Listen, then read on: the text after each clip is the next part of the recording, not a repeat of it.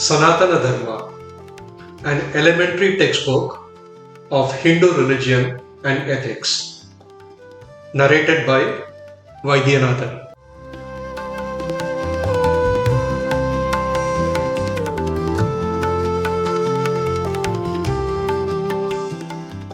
Part 1, Chapter 4, Karma.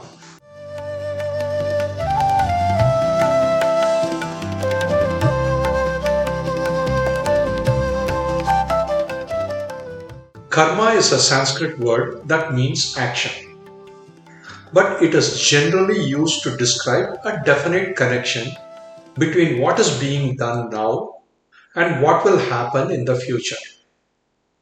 Things do not happen by accident or chance in a disorderly way. They occur in regular succession, following each other in regular order. If a seed is planted in the ground, it sends up a little stem, and leaves grow on the stem, followed by flowers and then fruits. In the fruits are seeds again.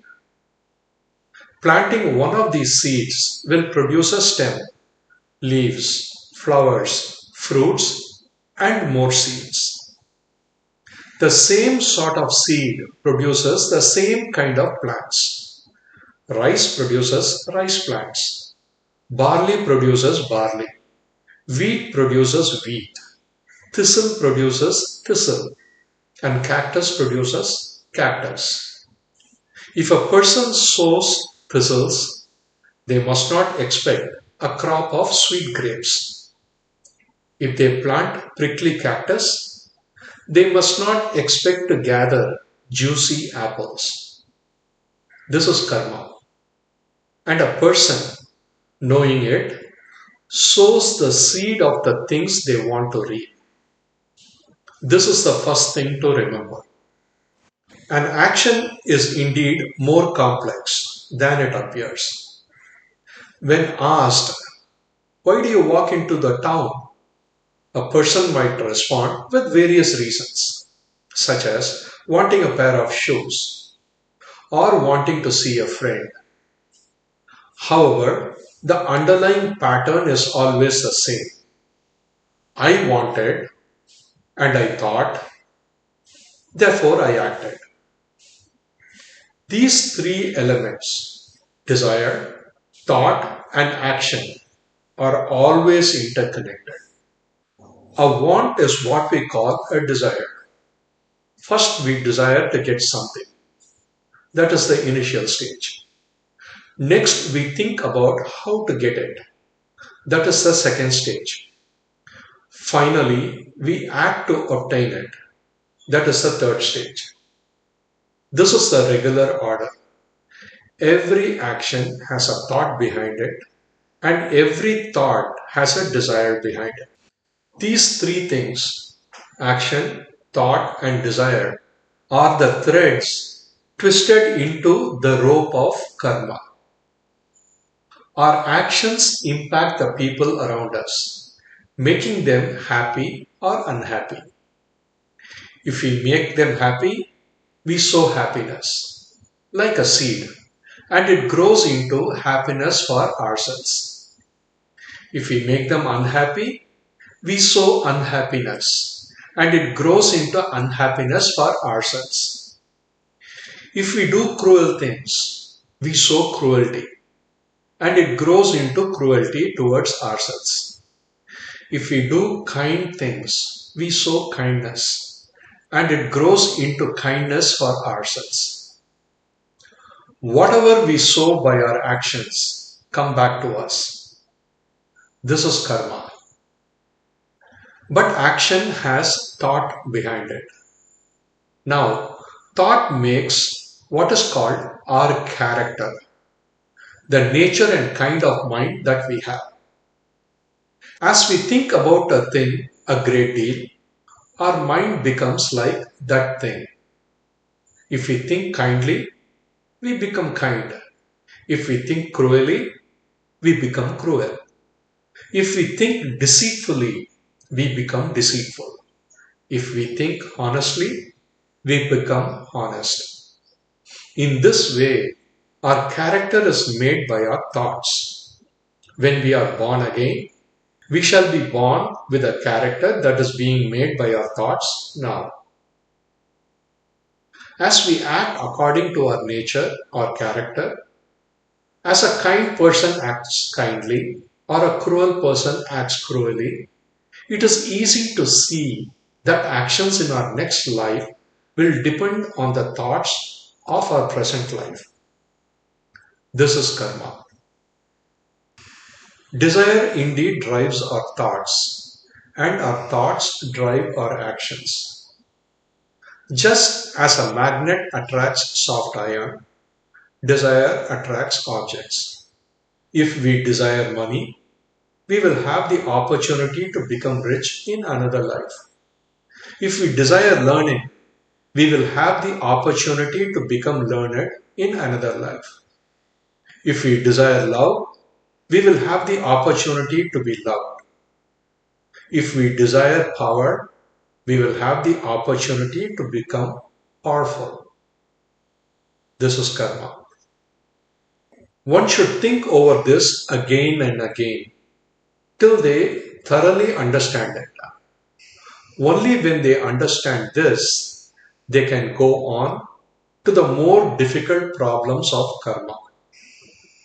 Karma may be summed up in a sentence. A person reaps as he sows. One might indeed ask, if my actions now are the outcome of my past thoughts, and if my past thoughts are the outcome of my past desires, am I not helplessly bound? I must act as I have thought. I must think as I have desired. This is true to a certain extent. However, we are constantly changing as we gain new experiences. The jiva gains more knowledge and with that changes its desire.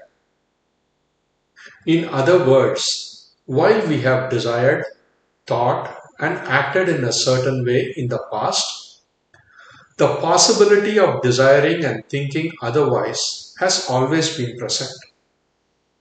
This possibility can be turned into actuality at any time, as soon as we realize through new experiences the negative consequences of our past actions.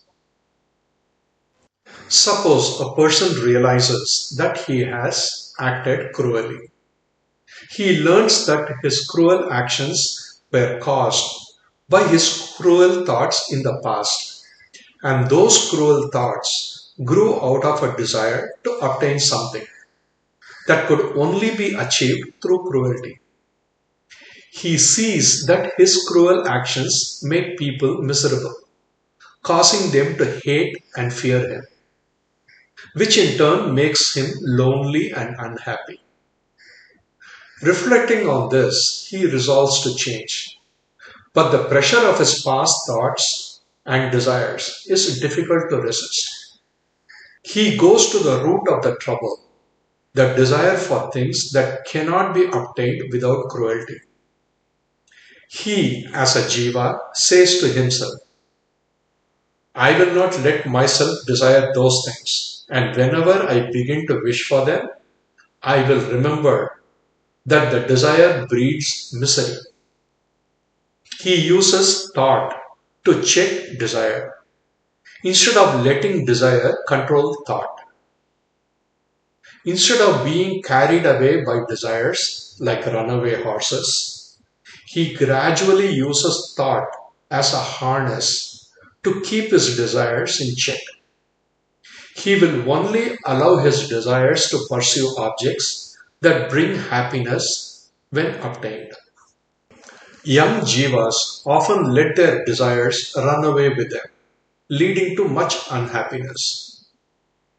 Older jivas grow wiser, and when a desire arises for an object that has previously caused unhappiness, they remember that past unhappiness and use their thoughts to pull the desire back. Therefore, a person who seeks happiness for themselves and others must carefully manage their desires. They must pay attention and study to determine which objects bring long-term happiness and which bring unhappiness. Then with all their strength, they should strive to desire only those things that lead to happiness. It is indeed crucial to understand that escaping the bonds of birth and death is not achieved through any special mode of life. As Sri Krishna says, the one who gains the vision, having gained the oneness of me abiding in all beings, that yogi abides in me, whatever he or she does.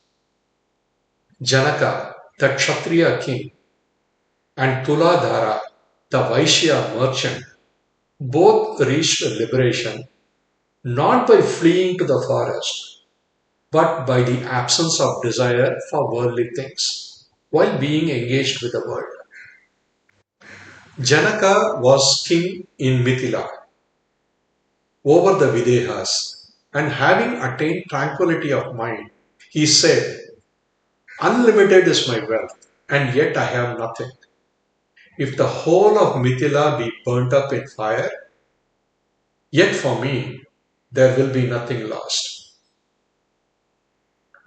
He told Mandavya that whatever possessions a person might have are a source of trouble, and that the gratification of desire here or in heaven could not afford even 1/16th part of the happiness that comes from the disappearance of desire.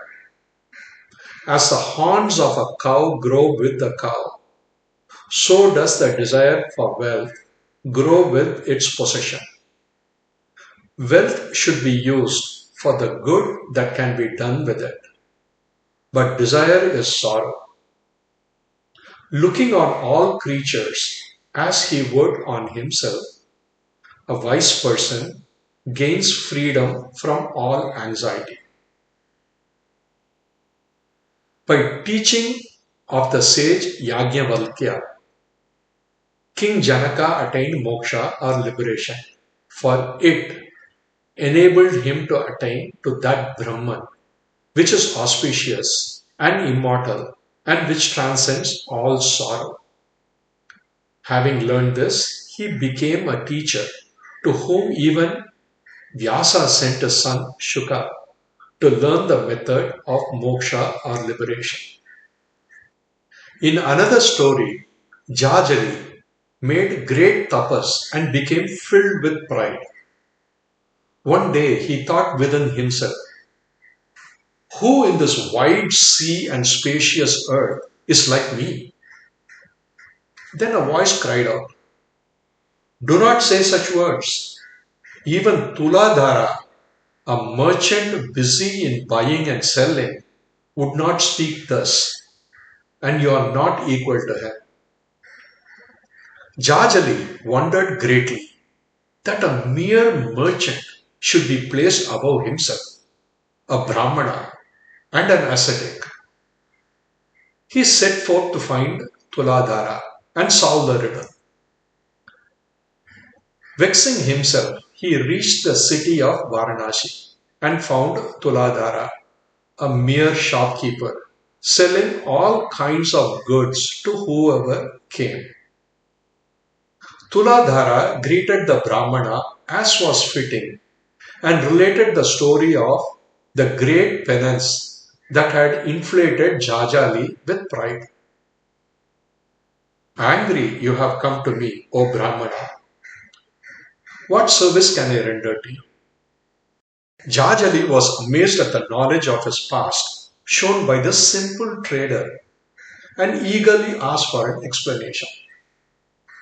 Tuladhara spoke to him of the ancient morality, known to all though practiced by so few, living in a way that inflicted harm to none, or when harm could not be totally avoided, minimizing it. He had not asked for loans from anyone, nor quarreled with anyone. He had conquered attraction and aversion, had an equal view on all, not praising or blaming anyone.